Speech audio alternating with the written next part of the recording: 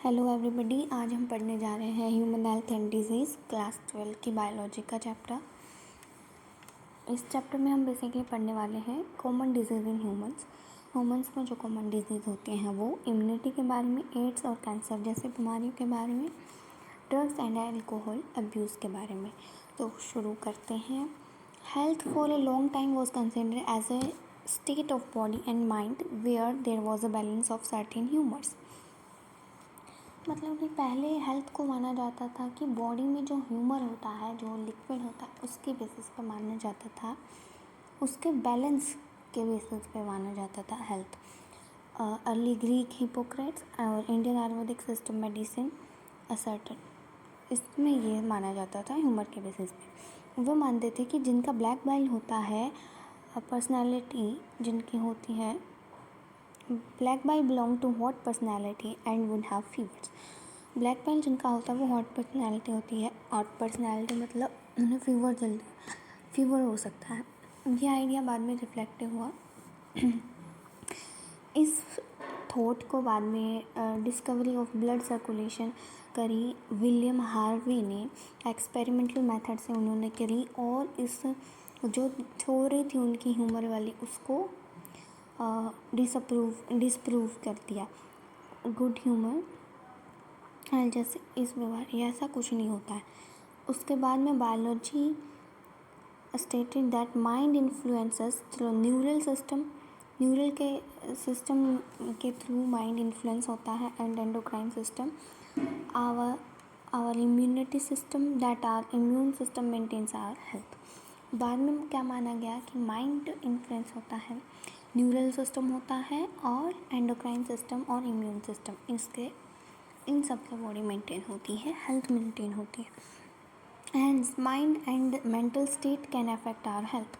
Mind और mental state जो है अपनी हेल्थ को अफेक्ट कर सकती है। Of course health is affected by, और उन्होंने बताया कि हेल्थ किस किस से अफेक्ट हो सकती है। Genetic disorders, deficiencies with which a child is born, defects which the child inherits from, मतलब वो डिसऑर्डर जो उसे अपने माता पिता से मिलती हैं, जो उसे बाय बर्थ उसे मिलती हैं। ठीक है। Second is infections. Third is lifestyle including food and water we take, rest and exercise we give to our bodies, habits that we have और लैक एट्सेट्रा। मतलब कि जो ओवरऑल अपना लाइफस्टाइल जैसा होता है उसके हिसाब से अपनी हेल्थ बनती है, कि हम कैसा खाना खा रहे हैं, कैसा पानी पी रहे हैं, कितना रेस्ट ले रहे हैं, बॉडी को कितना रेस्ट दे रहे हैं, कितनी एक्सरसाइज कर रही हैं, और कैसी हमारी हैबिट्स हैं अच्छी बुरी, उसके बेसिस पे। The term health is very frequently use by everybody, हर कोई हेल्थ यूज़ करता है। हाउ डिफाइन इट, इसको डिफाइन कैसे करेंगे? हम इसे बार बार यूज़ करते हैं तो डिफ़ाइन करना भी आना चाहिए ना। Health does not simply mean absence of disease. Health का सिंपली ये मतलब नहीं होता कि कोई बीमारी नहीं है, फिज़िकल फिटनेस या फिर फिज़िकल फिटनेस हो, यही केवल हेल्थ का मतलब नहीं है। It could be defined as a state of complete physical, mental and social wellbeing. Mentally, physically and socially वो एक पर्सन कितना फिट है, उसके बेसिस पे हेल्थ डिफ़ाइन करी जाती है। व्हेन पीपल आर हेल्दी, जब पीपल स्वस्थ है, they are more efficient at work, तो काम भी ज़्यादा कर पाएगा, सीधी सी बात है। This increases productivity and brings economic prosperity. ये क्या लाता है? प्रोडक्टिविटी लाता है। इकोनॉमिक प्रॉस्पेरिटी मतलब जितना काम करेगा उतना पैसा होगा, और ओवरऑल उस कंट्री की भी ग्रोथ होगी, उस पर्सन की भी ग्रोथ होगी, है ना। Health also increases longevity of people and reduces infant and maternal mortality. Balanced diet, personal hygiene, and regular exercise are very important for maintaining good health. Yoga has been practiced since time immemorial to achieve physical and mental health. Awareness about disease, their effect on different bodily functions, vaccination, immunization against infection disease, proper disposal of waste, control of vectors, and maintenance of hygiene in food, water resources are necessary achieving good health. काफ़ी सारी चीज़ें इन्होंने बता दी हैं। तो ये सारी चीज़ें इंपॉर्टेंट होती हैं गुड हेल्थ के लिए। क्या कि हम कैसा खाना खा रहे हैं, कितनी साफ़ सफाई का भी ध्यान रखना होता है, योगा हमें करना होता है, फिज़िकल मेंटल हेल्थ अच्छी रहती है, जिससे हमें बीमारी के बारे में पता होना चाहिए, उनके इलाज के बारे में पता होना चाहिए, हमारे बॉडी के फंक्शंस, वैक्सीनेशन हमें करानी चाहिए, है ना, और वेस्ट को हम कैसे डिस्पोज कर रहे हैं वो सब भी आना चाहिए, और हाइजीन को मेंटेन रखना, ये सारी चीज़ें हेल्थ, एक अच्छी हेल्थ पाने के लिए ज़रूरी है। When the functioning of one or more organs or systems of the body is adversely affected, characterized by appearance of various signs and symptoms, we say that we are not healthy. हम कब कहेंगे कि हम healthy नहीं हैं? जब हमारे organ या सिस्टम बॉडी अफेक्ट हो, बहुत सारे साइंस हमें मिलते हैं, है ना, अपीयरेंस में भी, सिम्टम्स में मिलते हैं, तब हम बोल सकते हैं कि हम हेल्दी नहीं हैं, we have a disease, that is health disease. ठीक है, disease can be broadly grouped into infections and non infection. अच्छा, डिजीज़ दो प्रकार की ग्रुप्स में बांटी गई है, इन्फेक्शियस और non infectious. Diseases which are easily transmit from one person to another are called infectious diseases. जो बीमारियाँ एक व्यक्ति से दूसरे व्यक्ति में आसानी से फैल सकती हैं, उन्हें हम इन्फेक्शियस डिजीज़ कहेंगे, है ना। Infection disease very common, every one of us suffers from this at some time or other, है ना। हर कोई मतलब कभी ना कभी इनसे सफ़र करा ही होता है। Infectious disease, some of the infectious diseases like AIDS और आर फैटल। एड्स जैसे इन्फेक्शियस डिजीज़ बहुत ख़तरनाक है, वाइल कॉमन कोल्ड वगैरह ये सब तो नॉर्मली चलता रहता है। Among non infectious diseases, cancer एक नॉन इन्फेक्शियस डिजीज़ है, मेजर कॉज ऑफ डेथ, जिसकी वजह से ज़्यादा डेथ भी होती है। Drug and alcohol abuse also affect our health adversely. Drug और जो अल्कोहल है, इनसे भी बॉडी बहुत ज़्यादा अफेक्ट होती है, इसीलिए इस चैप्टर में इसको भी पढ़ाया जाएगा, क्योंकि इसके ऊपर भी ध्यान देने की हमें ज़रूरत है। कहाँ गया भाई?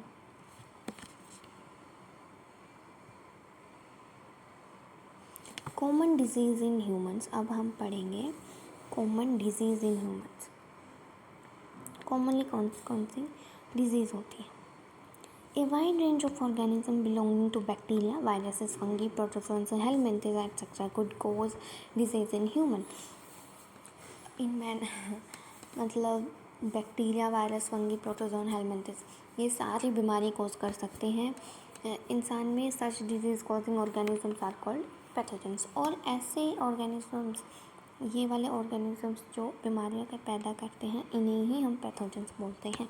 Most parasites are therefore pathogens as they cause harm to the most host of living in order.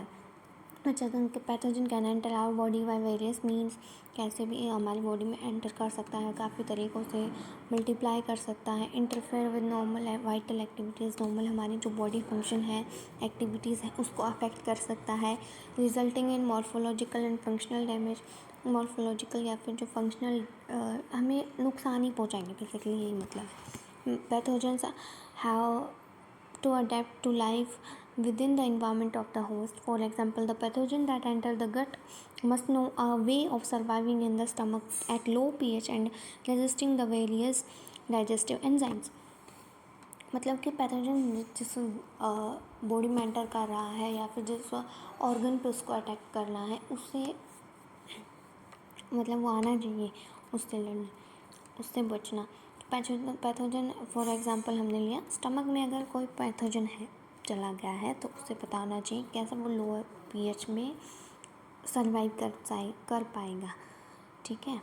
A few representative members from different groups of pathogenic organisms are discussed here along with the disease caused by them.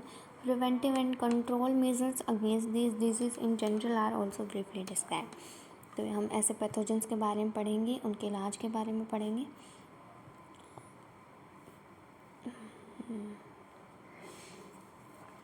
Salmonella first आता है अपना, first उस पे आगे हम pathogen पे Salmonella typhi, ठीक है, जो कि टाइफॉइड कॉज करता है, फीवर इन ह्यूमन बींग्स। इससे क्या होता है, फीवर होती है। Pathogen generally enter the small intestine through food, small intestine में वो एंटर करता है फूड और वाटर, कंटेमिनेटेड फूड और वाटर के थ्रू, और 39 डिग्री से 40 डिग्री सेल्सियस तक इंसान को फीवर होता है। वीकनेस आती है, कमज़ोरी, स्टमक पेन, कॉन्स्टिपेशन, हेडेक, पेट में दर्द, कॉन्स्टिपेशन और सर दर्द, ये सब उसके सिम्टम्स हैं। भूख ना लगना, some of the common symptoms of this disease, ये कॉमन सिम्टम है इसके। इंटेस्टाइनल प्रीफोरेशन एंड डेथ में अकर इन सीवियर केसेस में इसके कारण डेथ भी हो सकती है। टाइफॉइड फीवर क्या could be confirmed by Widal test, ये कन्फर्म किससे किया जा सकता है, विडाल टेस्ट से। अरे यार, विडाल टेस्ट से कन्फर्म किया जाता है, ठीक है। A classic case in medicine that of Mary Mallon, nicknamed typhoid Mary, एक इसका काफ़ी क्लासिक केस आया था कि एक मैरी मेलन नाम की औरत थी जिसका नकली नाम निकाला गया typhoid Mary. Is what mentioning here, she was a cook of profession and was a typhoid carrier who continued to spread typhoid for several years through the food she prepared। मतलब कि वो कुक थी professionally और बहुत सालों तक उनका typhoid रहा और काफ़ी लोगों को उन्होंने खाना खिलाया, जिसकी वजह से वो सारे बीमार हो गए। तो इसीलिए इन्हें काफ़ी बताया गया यहाँ पे। Bacteria like Streptococcus pneumonia. अब आते हैं एक और सेकंड पे, Streptococcus pneumonia and Haemophilus influenza responsible for disease pneumonia. ये क्या करते हैं, निमोनिया कर देते हैं। कौन सा बैक्टीरिया करता है निमोनिया, स्ट्रेप्टोकोकस निमोनी और हीमोफिलस इन्फ्लुएंजा। ये निमोनिया करते हैं ह्यूमन से, विच इन्फेक्ट्स द एल्वुलाई को इफेक्ट करता है लंग्स में as a result of the infection की वजह से alveoli get filled with, alveoli में फ्लूइड भर जाता है जिसकी वजह से सांस लेने में दिक्कत होती है। और इसके सिम्टम्स क्या है, फीवर होती है, ठंड लगती है, कफ और हेडेक, सर दुखता है, खांसी आती है, ये सब, ठीक है। इन सीवियर केसेस में लिप्स और फिंगर्स ब्लूइश हो जाते हैं कलर में। A healthy person acquires the infection by inhaling the droplets aerosols. ये कैसे फैलता है, कोई छींक वीक दे तो सांस ले ले, है ना। Inhaling the droplets released by an infected person और even by sharing glasses utensils with an infected person, ठीक है, इससे भी फैल जाता है। Dysentery, plague, diphtheria etcetera, some of other bacterial disease in man, ये सारे भी और बैक्टीरियल डिजीज़ हैं। कौन कौन सी, डिसेंट्री, प्लेग, डिप्थीरिया, ये सब। Many viruses also cause disease in human beings, काफ़ी सारे वायरसेस भी बीमारियाँ कॉज करते हैं, ठीक है। अब आ गए हम वायरस पे, जिसकी राइनो वायरस जो है, rhino virus represent one such group of viruses which cause one of the most infectious human common cold। Rhino virus क्या कॉज करता है, कॉमन कोल्ड, ठीक है। They infect the nose and respiratory passage but not the lungs. ये nose और respiratory passage को infect करता है, लंग्स को ये अफेक्ट नहीं करता है। The common cold is characterised by nasal, देखिए जो निमोनिया था वो लंग्स को अफेक्ट कर रहा था, है ना। लंग्स को अफेक्ट कर रहा था, लेकिन जो कॉमन कोल्ड है ये लंग्स को अफेक्ट नहीं करता है, ये सिर्फ नोज़ और रेस्पिरेटरी सिस्टम को ही अफेक्ट करता है, ये बात याद रखिए। The common cold is characterized by nasal congestion and discharge, sore throat, hoarseness, cough, headache, tiredness। इसके कारण क्या होता है, नाक रुक जाती है, है ना, नाक बहने भी लग जाती हैं, गला दुखता है, हॉर्सनेस, कफ, खांसी आती है, सर दुखता है और थकान होती है एक्सेट्रा। ये सब इसके वो है सिम्टम्स हैं विच यूजली लास्ट फॉर 3 से 7 दिन का इसका टाइम पीरियड होता है। आप चाहे उसमें गोली ले लो, टैबलेट वगैरह लो, चाहे ना लो, ये 3 या 7 दिन, तो 3 से 7 दिन तक रहता ही है। आपने एक्सपीरियंस भी किया होगा ये तो। ड्रॉपलेट्स रिजल्टिंग फ्रॉम कफ और sneezes of an infected person are either inhaled directly or transmitted through contaminated objects such as pens, books, cups। Directly भी इनहेल करने से जो वही है इन्फेक्टेड पर्सन अगर छीन दे तो डायरेक्टली इनहेल कर लिया, उससे भी फैल जाता है, या फिर इन्फेक्टेड पर्सन ने कोई ऑब्जेक्ट कंटामिनेटेड ऑब्जेक्ट से भी ये फैल जाता है, वो कुछ भी हो सकती है, ठीक है। The cause infection in human health person, some of the human disease are caused by protozoans. कुछ ह्यूमन डिजीज प्रोटोजोन से भी फैलती हैं, प्रोटोजोआ से भी फैलती हैं, जिसमें है malaria, a disease man has been fighting since many years. Malaria से इंसान बहुत सालों से लड़ रहे हैं। Plasmodium a tiny protozoan is responsible for, Plasmodium इसके लिए रिस्पॉन्सिबल है। Different species of Plasmodium, Plasmodium की भी कई सारी स्पीसीज़ हैं, प्लाज्मोडियम वाइवेक्स, प्लाज्मोडियम मलेरिया और फैलेसिपेरम, ये इसकी species are responsible for different type of malaria. Of these, malignant malaria caused by Plasmodium falciparum is the most serious. Plasmodium falciparum जो है ये सबसे सीरियस वन है, इनमें से सबसे सीरियस मलेरिया कोज करता है ये। Let us take a glance at the life cycle of Plasmodium। Plasmodium की लाइफ साइकिल की तरफ चलते हैं। Let us take a glance, अच्छा हो गया। Plasmodium enters the body as sporozoites infectious form, infectious form में बॉडी के अंदर एंटर करता है ये। Through the bite infected female anopheles mosquito जब काट लेता है तब उसके थ्रू ये एंटर करता है। The parasite initially multiply within the liver cell, और जो पैरासाइट आया बॉडी के अंदर वो लीवर के अंदर मल्टीप्लाई करने लग जाता है और अटैक करता है रेड ब्लड सेल्स पे, ठीक है, जिसके कारण रप्चर हो जाती है। The rupture of RBC is associated with release of toxic substance hemozoin. ये चीज़ आपको याद रखनी होगी कि आरबीसी जब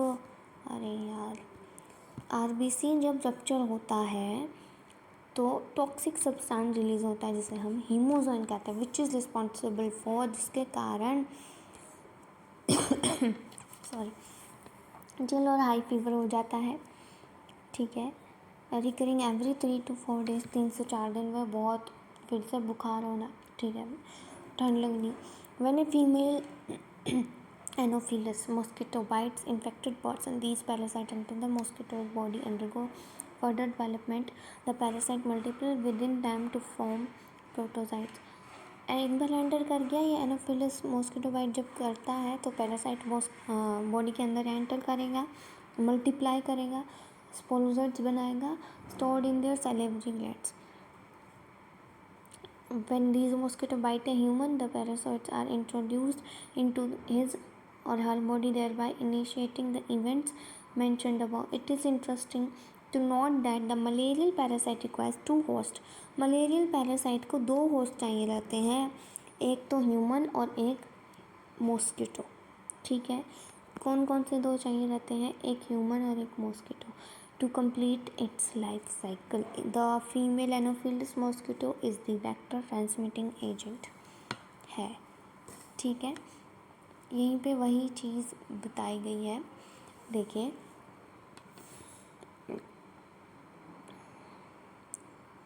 when the mosquito bites another human, कहाँ से शुरू हो रहा है भाई? अच्छा, human sporozoites are injected with bite. Mosquito ने काटा, स्पोरोजोइड्स उसके अंदर गए, लीवर में जाके मल्टीप्लाई हो रहे हैं। द पैरासाइट रिप्रोड्यूसेस एसेक्सुअली, जो पैरासाइट वो एसेक्सुअली रिप्रोड्यूस करेगा लीवर सेल्स में, ब्रस्ट होंगे सेल और रिलीज़ हो जाएगा ब्लड में टॉक्सिक सब्सटेंस। कौन सा था, कहाँ गया वो, हीमोजोइन, ठीक है, ये रिलीज़ होगा।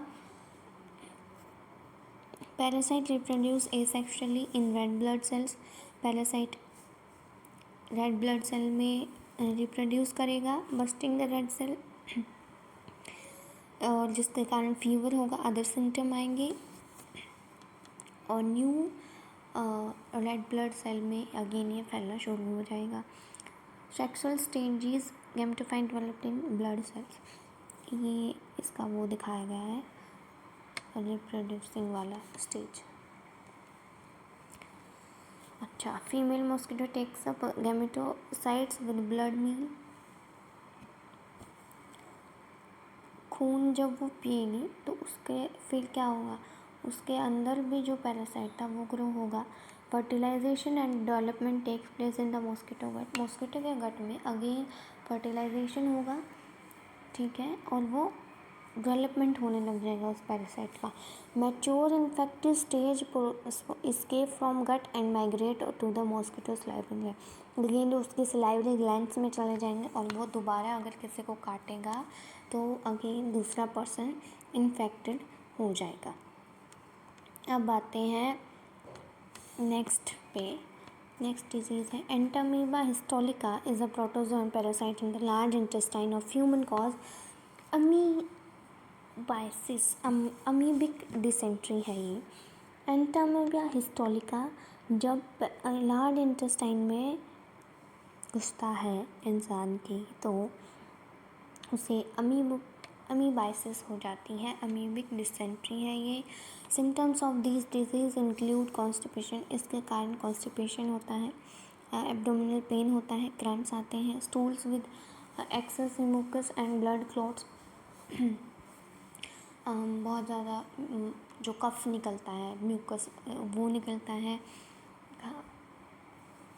और ब्लड क्लॉट्स भी आ सकते हैं उसमें, उल्टी में या फिर खांसी आके जब निकलता है तब। House flies act as mechanical carriers, house fly के कारण ये इसके कैरियर बनती हैं and serve to transmit parasite from faeces infected person to food, और इन्फेक्टेड पर्सन से फूड में ये फैल सकती है।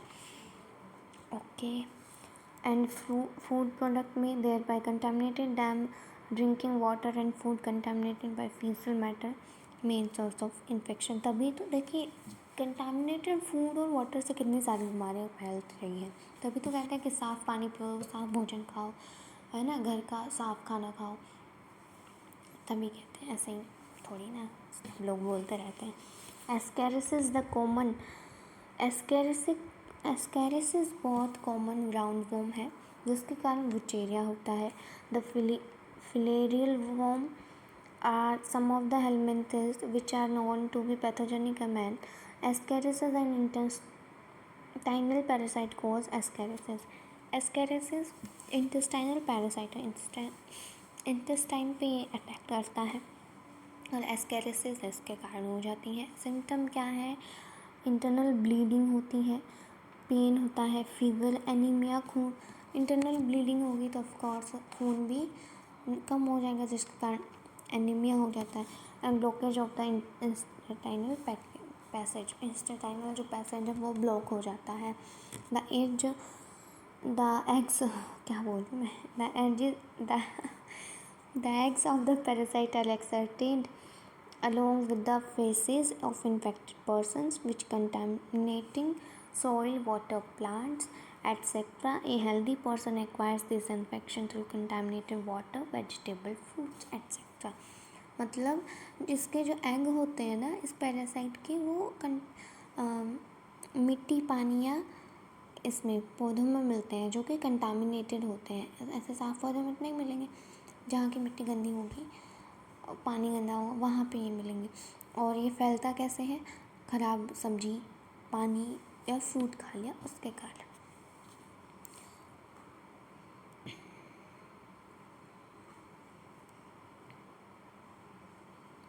Wuchereria, W. bancrofti and malayi. Wuchereria bancrofti and Wuchereria malayi. The filarial forms cause are slowly developing chronic inflammation of the organ in which they live for many years, usually the lymphatic vessel of the lower limb, and disease called elephantiasis or filariasis.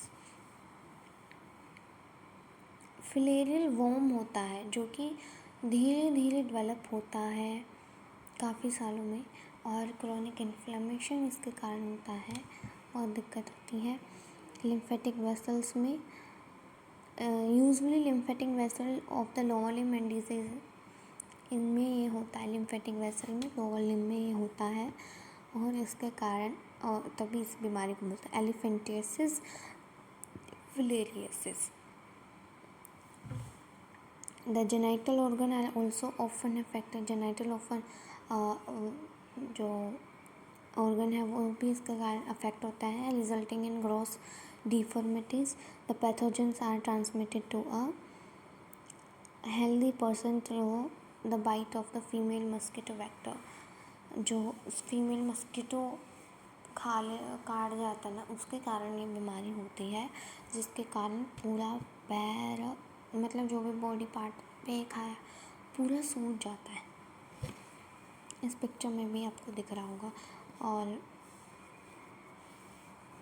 काफ़ी inflammation इससे होती है। Many fungi belonging to the genera Microsporum Trichophyton Epidermophyton are responsible for ringworms. Fungi की ये बीमारी है।